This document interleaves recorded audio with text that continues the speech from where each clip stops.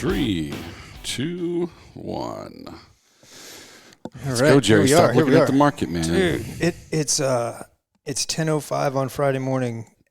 Everything was great. Market opens up a little bit, not a whole lot, but within the last 2 minutes, everything rolled over. The F fund, especially, it's going to put in a reversing engulfing candle today if it keeps on doing what it's doing. Well, thankfully, we are not in the market, so that's true. It's okay. Neither the F fund nor the stock We're funds. not in any of it. Yeah. Not for right now. All right. What do we got? Got something exciting for us? Come on. Give me some exciting. Yeah, we get some good stuff. So actually, this whole show is going to be about one of our subscribers sent us like a 3-part question, and it was 3 good questions. And so they were good enough and they were kind of broad enough and timely enough that I figured I would basically make it into the podcast. And so that's what we're going to do. And then we'll, So 3 great questions. Bonus chart's going to be VLGSX. So VLGSX is a Vanguard fund that is a long-term government treasury fund. It's in the mutual fund window.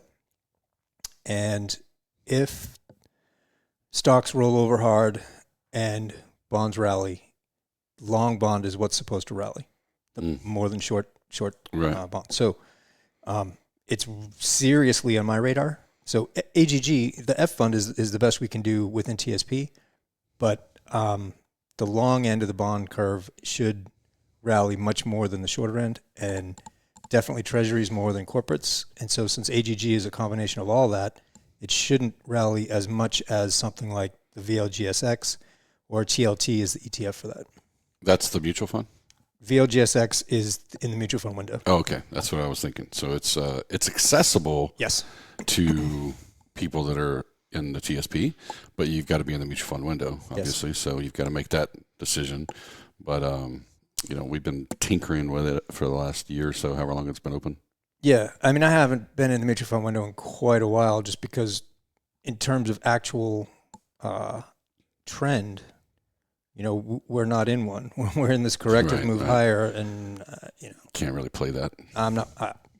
You could, but I don't want to use the mutual fund window that way. And so once you have so many choices that you don't have to go back and forth between like the 3 funds like we do. Since you have so many choices, you can kind of sit back, let that whatever you have in the mutual fund window, leave it in the money market, and pick something that actually is going to go up cyclically or for all kinds of macroeconomic reasons, right? It's not you can be very focused, and this is an example of being very focused. If certain conditions happen, VLGSX is going to explode higher. Yeah, and it'll be a great opportunity to, you won't have a significant portion of your TSP. No one will, because of the restrictions of how much money you can put in the mutual fund window. But at least you can get a chunk of your money earning more money. Right. Which is, it's a good strategy. Again, these would be, this is a little bit more, I wouldn't say difficult, it's not the right word, but time involved, right? So, what we do with basically three stock funds and a bond fund, you multiply that times how many, Oh yeah, there's lots of duplicates in there, right? That's the thing too, is there's just, duplicates that are just barely different and just kind of filtering through all that stuff. At some point this year, we probably will probably do a full circle comeback to the mutual fund window and what we've been able to do or not do with it and what we think it's actually useful for and that kind of thing, because I think that would be a good, good video, whether we do it as a podcast or not. But I think for people to have a way, because there's not really anything out there that tells you how to use it. I mean, other than the site itself, right? Which is, nuts. I know so many people that have just given up on the TSP.gov actual site. It's horrible. Like you go there because you got to make your changes. Yeah. But other than that, they're like, I don't even want to try, Yeah, I mean, I haven't followed the lawsuit recently, but, or the investigation, I guess. It's not a lawsuit yet. Yeah. I don't know how they're going to make that whole, but at any rate. Let's get in there. All right. So. Whoa. Yeah. You're going to have to remind me too, because I'm going to. I can't even read that. This is why I wanted to change the screens. Yeah, we just made a technical change to Jerry's computer so that he can actually They see can the screen. see it. This sucks getting old. Oh, good Lord. All right. So I can't remember which newsletter he was talking about here, but a great newsletter. Have a few questions. Perhaps do it as a podcast or a newsletter. So we're doing it as a podcast. Impulse versus corrective moves. So I was talking about this in this newsletter that he's referencing, and you mentioned both price patterns during the newsletter, and you point out what a corrective move looks like, but can you give some more details on identifying those two types of price actions and how do they help in the decision-making process? So we're going to look at Elliott wave, impulse moves, and corrective moves. And then the second one was about moving average lines. So his question basically is, how does an analyst use different, right, in quotes, daily moving average lines or weekly versus the standard of 20-day, 50-day, 200-day, which is it's a good question. If most professional analysts tend to use the standard moving average lines, and we do something different, aren't we at a disadvantage? And so we're going to talk about what moving average lines actually are and the value there. And then iFund seems like it's been doing well. It has been doing very well. It's the best, on a percentage basis, the best performing fund since the October 22 bottom. Yet you tend to avoid allocating to it, and I wonder why. I'm not exactly sure that I tend to avoid it. So I'm going to show where in the last couple of alerts where we went to the iFund and how and why. Okay. Impulse waves versus corrective waves. So we've talked about Elliott wave theory before, but it's a theory in technical analysis used to describe price movement in the financial market. It comes down to fractal wave patterns, right? Patterns within patterns. And basically they move in 3 steps up, 2 steps down when the market's moving higher, and then 3 steps down, 2 steps up when the market's moving lower. So Elliott wave theory is a form of technical analysis that looks for recurrent long-term price patterns related to persistent changes in investor sentiment and psychology. That's really how the patterns get formed. It's because it's investor sentiment and psychology. Theory identifies impulse waves that set up a pattern and corrective waves that oppose the larger trend. So an impulse wave, it can be going up or it can be going down. An impulse wave plays out in 5 waves. A corrective wave plays out generally in 3 waves. It's not always, but usually. There's some kind of corrective pattern that corrects the impulse of the prior move. And then you tend to get another move in that same direction of the initial impulse move. So each set of waves is nested within a larger set of waves that adhere to the same impulse or corrective pattern. It's just, reading the words is much more difficult than actually looking at it on a picture. So this is the ideal Elliott wave pattern. Okay, so we always talk about 1, 2, 3, 4, 5, right? For a 1, and then ABC for a 2, and then you get 1, 2, 3, 4, 5 for a 3. And so you can break that down, which they do here.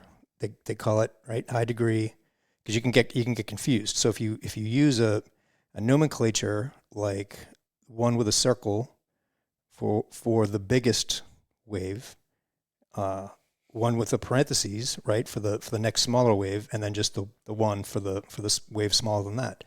But like if you could break this down to 1, 2, 3, 4, 5 for a 1, right? It keeps its patterns within patterns. Okay. So you get 1, 2, 3, 4, 5. That's an impulse wave. And then an ABC corrects this move generally back to the prior 4 wave. Okay, so when you get a pullback in an ABC pattern, you're anticipating that the next move is going to go higher. That's in a bull market. In a bear market, you have done some kind of 5, 5, 5, right? They talk about that all the time in Elliott waves, because if you go back to the bottom after the Great Depression, so the bottom in 32, I guess it was, that's the bottom, and and arguably 2022 is a 5 of a 5 of a 5 of a 5. It just kind of keeps going. So it's a major, major top. And so let's say this is the top in January 2022. We came down for 5 waves, and we're getting some kind of corrective pattern, right? That's why. So this is actually, I've talked about this all the time, and we're going to talk about it later when we look at the regular TSP charts. But let's say this is the August high, right? If we come down 1, 2, 3, 4, 5, then the corrective pattern that we're looking for, this ABC, should take us about to that same vicinity before we start the next major wave down. Okay, so if the current market plays out this way, that's what it'll look like. This is the ideal way it would look, and it's not too far off from what it looks like right now. So that's the idea. Impulse, 5 waves in one direction. Corrective, 3 waves in the other direction. That corrects the impulse. Okay, is that good? Does that make sense? All right, moving average lines. So a moving average line, simple technical analysis tool that smooths out the price data by creating a consistently updated average price. The average is taken over a specific time period. So all you're doing is averaging let's say you're looking at a daily chart.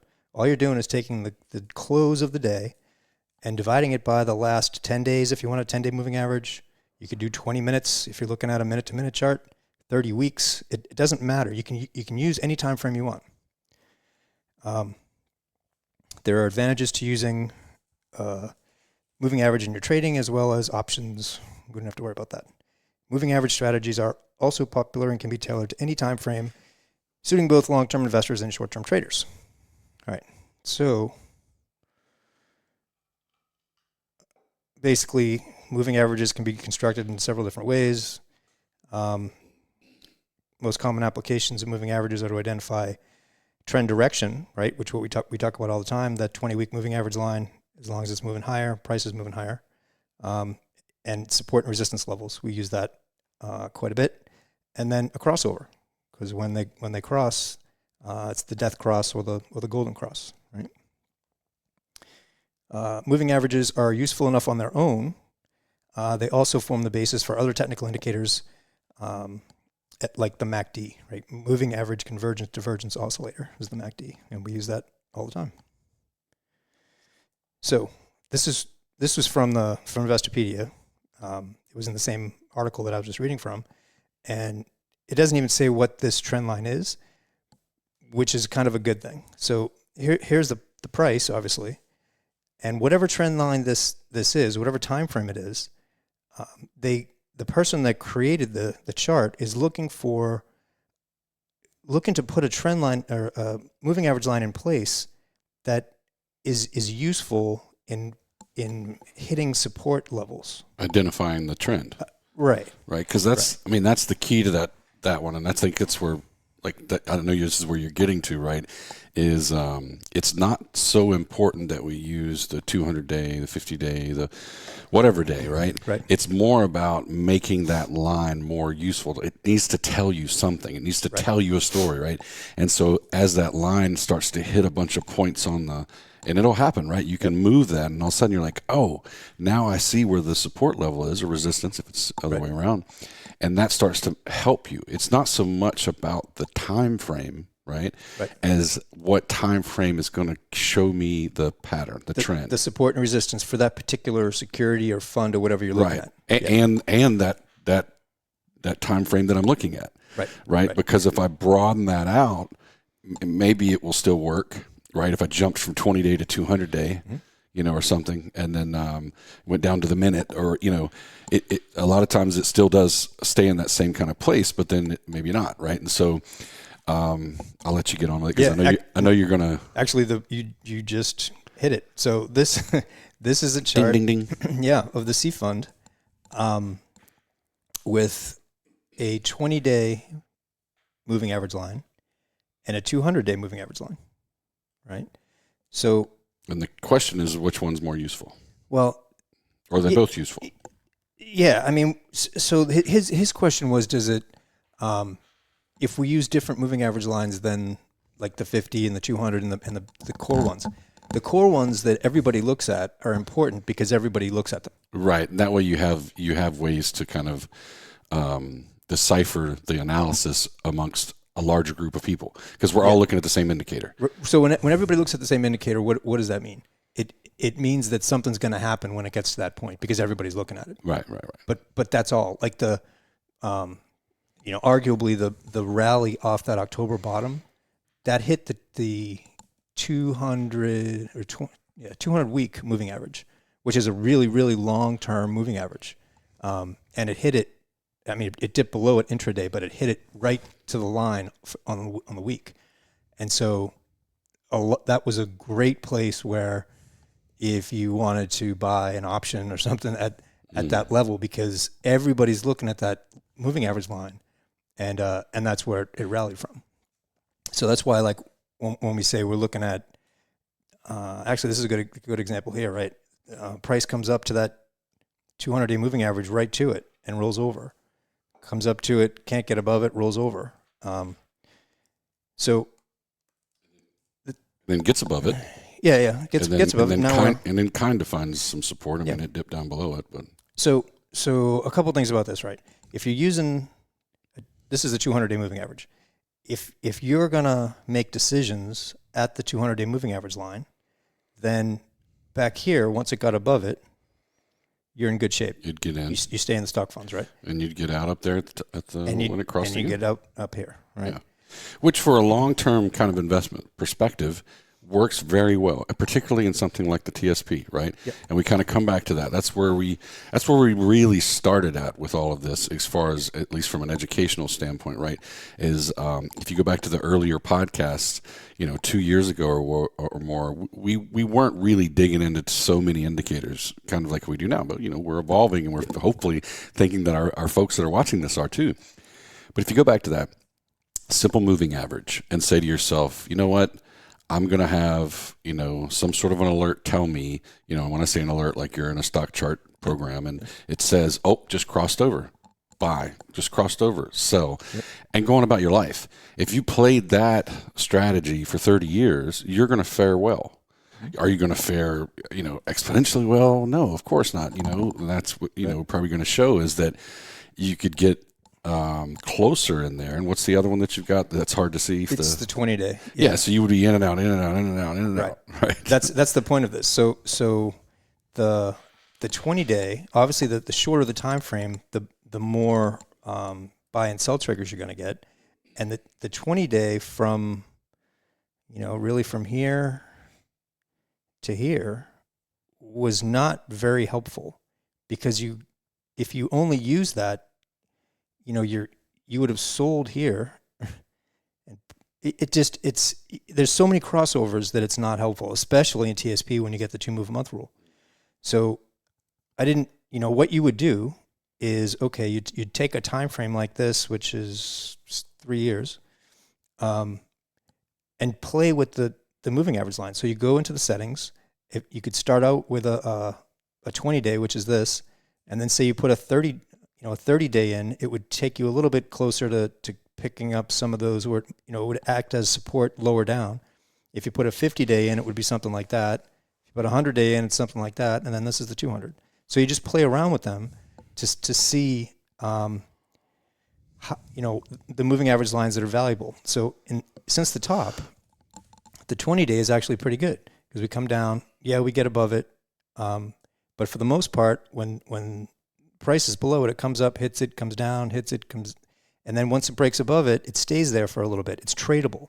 Like you're trying to get a trend or a moving average line that gives you tradable signals. So we're below it here for a long time. We could have been out of the stock funds. We're above it here long enough. We could have been in the stock funds. You have to accept this drawdown, but then you're out of it for all this, right? This was difficult, bit of a head fake, but then you're out of it for all this. And you're in it for all this. So the 20-day has done a good job for us over this time period. This, not so much, right? Which is why we have a stack of indicators and we're not just using one tool. So hopefully that does that make sense? Okay. So it's not about, so two things. It's the moving average lines. You want to find a line that works for you in the time frame that you're looking at, that gives you support and resistance for the price. And the second part of it is, yes, the ones that everybody looks at, the 50-day, the 200-day, you have to keep them on your radar too, because when they hit those levels, things tend to happen because everybody's looking at them. Okay, iFund. So here was the top in 2021. As the dollar went up, the price of the dollar went up, the price of the iFund went down. The dollar peaked in October. That was the low for the iFund, and the dollar started crashing, and iFund started going up. It's almost an exact inverse correlation to the dollar. So the last couple of alerts we did, this was January 6th, which the closing price was the 9th, but this was the first alert that we did this year. On that breakout, the CS&I, all of them broke out. And it was the first alert. We were talking about this on the member call earlier in the week. But it was the first breakout where we had a higher low, right? Lower high, lower high, lower high, lower high, lower low, right? We keep getting these lower lows and lower highs. This is the first time we have a higher high and a confirmed higher low on that breakout. So since it was only the first one, and I didn't want to go fully invested back into the stock funds,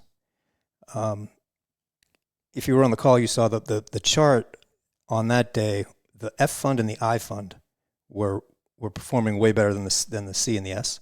So we did 25 I, 25 F on that alert. And then the market kept going higher, and during this time, this is the I fund obviously, but during this time the CNS started catching up. So we actually got out of the I fund here and moved to the CNS funds. And then market rolls over. This was our March 29th alert, and we were evenly distributed into the stock funds at that point.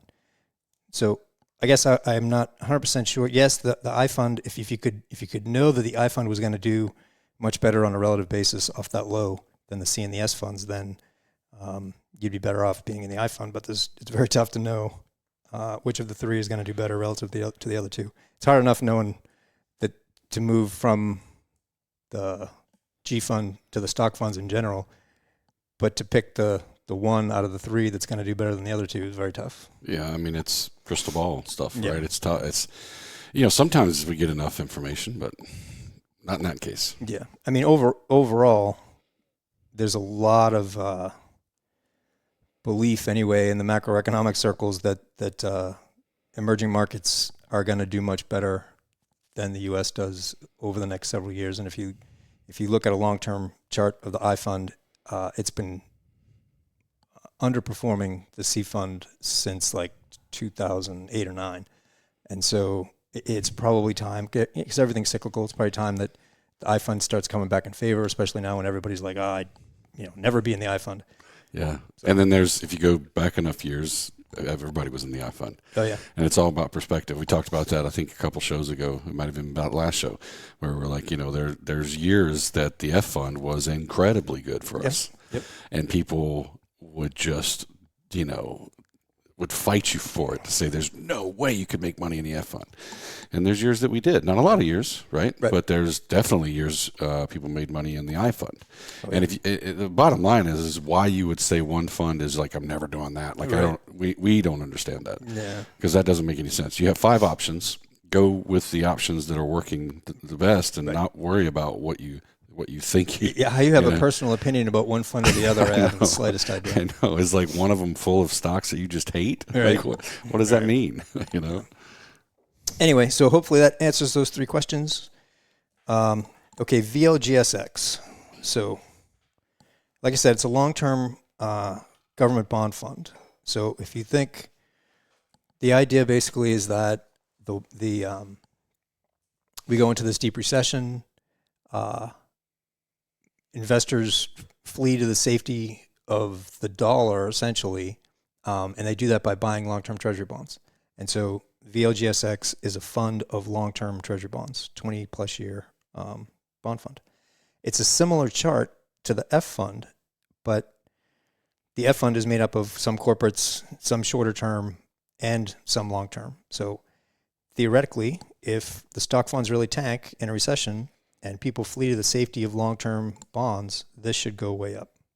Right, and the key there is that although right now it looks like the F fund, the F fund might go up slower. Yes. Right, than what you just showed, because this one is the portion of the bond world that's going up rapidly. Right. And that's kind of sometimes what we're stuck with, right? So if you, let's say you don't want to get in the mutual fund window and you're like, this might be one of those opportunities if this plays out, that the F fund would be the better of the 5 choices. It could. Right, but it won't be going up as much as this. Right. The thing that worries me about the F fund, honestly, because the chart of the F fund looks very similar to this, but there's a lot of corporate debt in there. And if the stocks tank, then corporate debt ought to tank with it. Mm-hmm. And so that piece of the F fund will pull on the piece that is VLGSX. So, yeah, F fund should not. There are competing pieces within the F fund at this particular time. Yeah.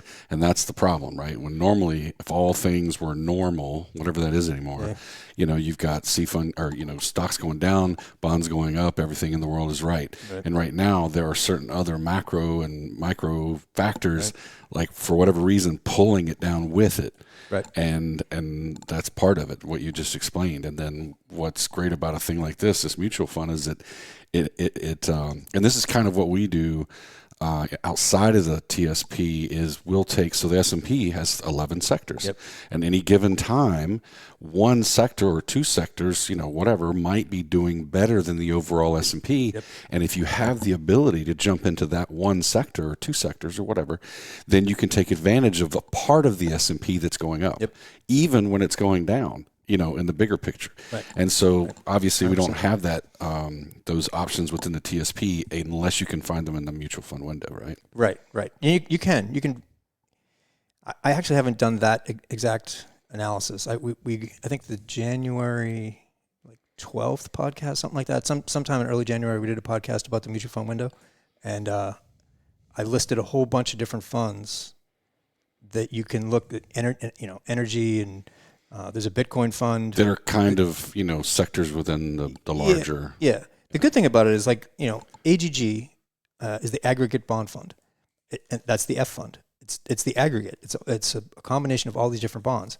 So VLGSX, you can pull out the piece of the bond fund that you think is going to do well for whatever reason, and focus on that. And then if you get a breakout, buy it. So this is going back. So here's COVID, right? And here's the top. So either 1, 2, 3, 4, 5, and we have a serious bottom. If that's the case, and the correction is done, let's say, then this should be 1, ABC for 2, 3, 4, 5, and we keep going, right? If this is the final bottom. If not, you got 1, 2, 3, 4, 5. I like the look of that much better, because this 2, the 2 and the 4 are generally the same time frame. Yeah, when you say it looks better, again, this is non-emotional, trading, right? It's not that you necessarily like that. You like it because it fits the patterns that are proven time and time again. So the likelihood of that pattern being the right one is a little higher. Doesn't mean the other one can't happen. Right. 100%. But it would just mean that, it didn't quite follow the historical pattern. Right. Neither one of them breaks any rules, any of the Elliott wave rules. It's just one is a little better. One makes the pattern look better. Yeah. So on this time frame, I like, because here's the thing: 1, 2, 3, 4. This 4 is really short compared to this 2, right? That's why I don't like it on this time frame. Now, we always talk about how you got to zoom in and zoom out, right? And everybody's talked about how this decline in bonds from here to here, it hasn't happened in hundreds of years and back to the 1700s, basically, this bond correction. So this is the beginning, 2010, of VLGSX, right? So we're not going back to the 1700s, but the magnitude of this decline, I mean, you lost, if you were in bonds back here in 2010, it was $14. It went up to 33 and came down to like 19. That's I don't know, 40%. A 40% loss in a bond fund. So you're back here in 2010. Now you're only up, from 14 to 19. I mean, basically, if you were in the F fund or not the F fund, but this long-term treasury fund, you lost 40% of the value of your whatever you had in there. And what is the top there that you were showing? What year is that? I can't read it. Oh, this top it was the top in 2000 or 2020. Oh, 2020. That's what I thought. Yeah. So, where I was going to go with this is if you look at that, and if you were normally a 60-40 investor, right? Which is, kind of a long, historically, a lot of advisors would say, be 60% in the stock funds and 40% in the bond funds, or in bonds, because when one's going up, the other one's going down, and that kind of, hedges it a little bit, right?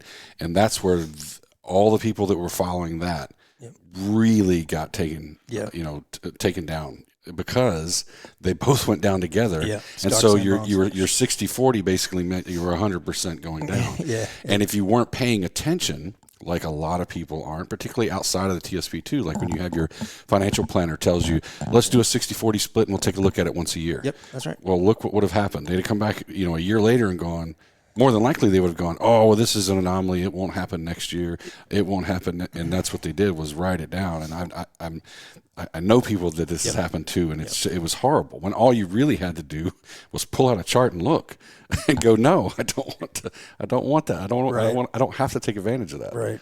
I mean, you got this, obviously you have an uptrend from 2010 to 2020, right? Which is a great place to be if 40% of your portfolio is in there. Yeah. Oh, yeah. And this is very sustainable, right? This is a blow off top. Yeah, that's. So if you're looking at that. And we were talking about that back then. Yeah. Oh, right? yeah. I remember looking at those charts back then with you, and you're talking about, like, that's just not sustainable. I remember it's a bond fund. I remember that way exact sustainable. Wording, right? Somebody can go back and find those few shows where I remember Jerry saying, that's about the time we started doing this podcast, but yeah, you were like, there's no way we're going to hold on to this kind of, No, it was moving like a stock. It doesn't. It's not possible. Yeah. And so if you're watching it, you're like, okay, I'm going to ride this train as long as I can, right? So how long is as long as you can? You got a correction here, which is consistent with this, which is no big deal. So you draw the trend line. You're not too worried about this initial move down. Then you get price to come up and put in a double top, right? It didn't really make any further headway. That's fine. Rolls over again. This point right there, that is your time to get out, because you got this trend line. Yep. You want to give it, you want to give a little bit of room in here. That's fine. But what is this weekly? That week right there, that's when all you needed was a moving average or two that spoke to you, and a trend line, and you would have known, not why, but you would have known to get out. Right. Yeah, and you wouldn't, you'd have taken a little bit of a drawdown from the all-time high. You would have gotten this whole thing, and so you would have gotten out at, say, 30 instead of riding the thing down to 19. Right. All right. So here's the second part of that, though. We saw the ideal Elliott wave pattern, right, was 1, 2, 3, 4, 5 to the top, and then some kind of ABC correction for a 2, right? So this is a 1, this is a 2, and it keeps going. So if this is a long-term top, and this 40% correction ABC is is a 2, and 40% is a like we said, hundreds of years we haven't seen a correction like this in bonds. So a lot of people now, you hear it in the media all the time, bonds are so undervalued here at this 2 that this is the end of the correction. So we're at the 2, so that the next move should be 1, 2, 3, 4, 5. We have a correction, and then we start moving higher again, because this is such a historic hit to the bond market. So that argues for the on the shorter time frame, 1, 2, 3, right? So ABC. Because on this one, I was saying 1, 2, 3, 4, 5 is what I like, because the pattern looks better. But this is that same chart, right? And so you have to look at patterns within patterns and expand the time frame in and out to get a real perspective. This perspective of the what has happened in the bond market since 2010 is much different than the perspective of what's happened since 2020. Does that make sense? All right. So yeah, I'm looking at this line, because if we get up here somewhere, we're going higher. If we get below here, but if we get out of this channel to the downside, then it's going to be 1, 2, 3, 4, 5. And this will definitely be the 2 at the bottom. Okay. TSP fund charts. So 3-year weekly, get the COVID low. I added volume here this week, which I don't usually do, but there's a couple things to point out about volume. So volume is this section right here. It's a weekly chart, so each black candle in here means that price moved higher that week, and the volume is the scale doesn't matter. Obviously, the higher the candle is, the more trading that was happening. Okay, and the shorter the candle, the less trading that's happening. So when the market's going up, you want to see it supported by high volume up weeks. Like that was, market got support at that 20-week moving average line there and exploded to the upside on a big price move, right? Big volume, big price move. You have to be in it. And it's at that support at that 20-week moving average line. This was a great time to get in if you weren't already. So as we're moving forward, this was a big up week, and it was the bottom there in March, I guess. So a lot of reason a lot of people were bullish. There's a lot of shares trading hands when the market was moving higher, and that's good. Over the past few weeks, volume is declining, right? RSI isn't really moving. It's been basically, flat and oscillating along that 50 line, and MACD isn't, it's not flat, but it's not exploding to the upside either. So this is relatively weak, this price movement, as opposed to huge volume up here, really small volume down here. And you can kind of tell as price tends to move higher, volume tends to move down as you start to approach the top. And then this section, you can see how big the red week volumes are in this section versus anything over here, because this is when the market's going down, which is what you would expect. And so this actually looks pretty good, because if you have some big up weeks, it means institutional buyers are getting in and they're, buying at these levels and pushing prices higher. Okay, so we are still above that 20-week moving average line as of that breakout right there. So on a weekly basis, you're doing good. RSI is above 50, and MACD is positive and still expanding. S fund, definitely much weaker than the C fund. Much weaker. So you get this channel on the S fund. If it's able to, to get up to here, great. It doesn't look good. Volume is really low. MACD or RSI is, right at that 50 line, and it's been declining for a while. And MACD just does not look good. The S fund is in a much, much weaker position than the C fund. I fund, like we said, it's clearly the best looking chart in the group.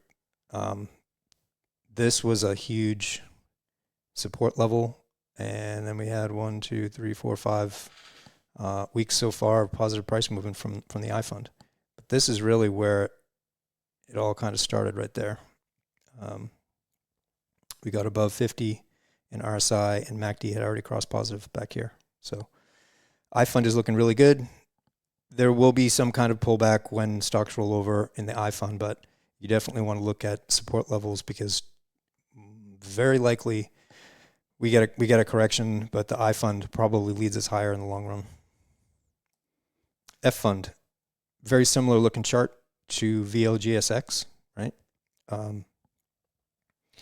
You could say 1, 2, 3, 4, 5, right? Or you can say 1, 2, 3, 4, 5. So very similar to VLGSX. We had a pretty good reversal week this week. I mean, it's the bulls are fighting there to stay above that 20-week moving average line. RSI is above 50 but declining, and MACD is, not looking great. It's moving higher, but the histogram, which is the blue behind it, behind the actual lines, the histogram is declining. So it basically means that this is weakening, this trend higher, which is another indication to me that it should break to the downside, but we shall see. And with that is questions. Questions. As usual, if you have any questions, you can put them in the comment section wherever you found the video. If there's not a comment section, shoot us an email, support@growmytsp.com, and the support team will forward it over our way. Obviously, we liked the questions because we did the whole show about questions today. Yeah, lately we've gotten a lot of good questions and some good feedback, like good comments. One in particular was I don't know if it was a subscriber or just someone kind of interested in our service, but they were like, hey, we noticed you guys don't have an about us or whatever thing on our website. And I'm like, you know what? That's true. And I wanted to point that out because part of the reason is although obviously Jerry and I are very public about us doing this, we're also not the whole team. It's just that we're the public face, right? And so I'm always hesitant about making it all about us because we don't really like that. I mean, you might question the fact that we like attention because of the fact that we're doing a podcast. But if you know either one of us in real life, Jerry definitely doesn't like attention. Yeah. I like a little attention, but not that much. Right. Right.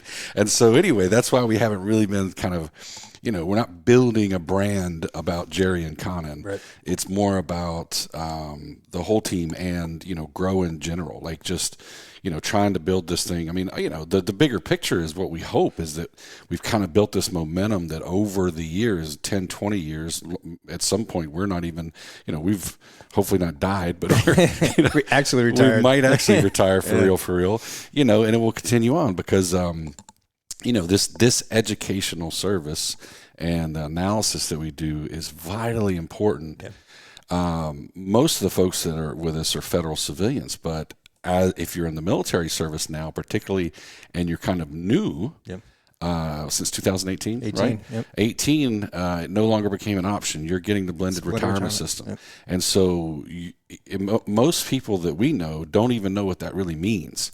And it took, if you were in the federal service way back in the day before there was a TSP, it took a long time for the TSP to build up steam because people just didn't understand what they were talking about, right? I think if they just called it a 401k, people would get it better. Yeah. But this is going to become more and more important for millions of service members because you're not going to have the annuity you once had, right? The pension, right? Yeah. So to his comment, actually, his question was what is our background? Are we still federal employees or are we CFPs that are trying to take advantage of federal employees? Right. So, and it wasn't negative. It was very, kind of, hey, I don't know you guys. Yeah. And I was like, well, if you watch the show, you might know us a little bit more, but that's fair enough point though. It's and oddly enough, it's not odd. It just is what it is. With everything else, if we just listed our resume, you're going to miss a lot because one thing that's common amongst Jerry and I both is that we've done a lot of things in parallel to our government and military careers, right? We were always had our foot and our hands in something else, I mean, Jerry and I ran a business together for 6 years long before we ever started doing this, and had nothing to do with this.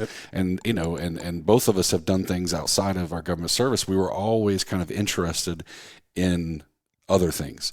And so that has given us a lot of experience and stuff that wouldn't show up in the fact that we were, throw a title in there in some government job, anyway, the point is like, but we're going to do it. We're going to add that. It is in the ebook too. So. It is in the ebook. There's some blurbs in there about our background, not a lot, but we're going to add that to it. I think there's some value, particularly people that may not watch the show regularly, because this is probably the only way you get some of our background is because we happen to talk about it.